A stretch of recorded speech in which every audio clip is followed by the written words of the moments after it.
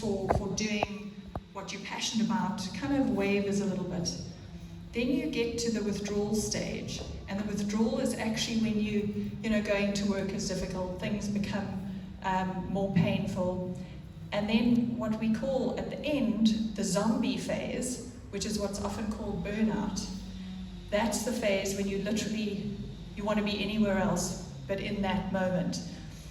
And what we don't want to see is you getting to that zombie phase, because once you're at the zombie phase, you're almost too far gone. To come back is a lot harder. So what is it that you can do for yourself to manage alongside that? So that's the journey we're going to cover today. But first of all, what I'd like to ask you to do is on your little book in front of you, there's a number right on the front, I think where it says name, grade, school, or something like that. There's a little number there. So I'm going to ask you to split into groups, and so all the ones can get together, the 2s, 3s, 4s, because we wanted to mix everybody up across the various organizations.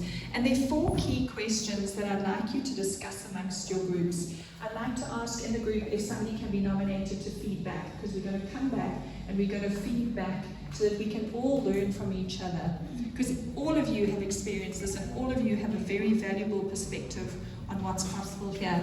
So this initial section is just talking, what is this thing? What is this thing? And the 4 questions are this, and we're going to leave this up for you. So what does it mean to be in animal welfare, and what are your reasons for being in this job?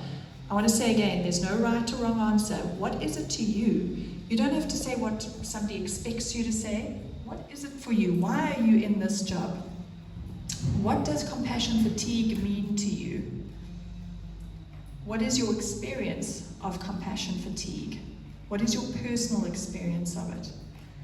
And then what are the symptoms? What have you seen to be the symptoms? It could be personally within your own life, or it could be a colleague, it could be somebody alongside you that you've witnessed.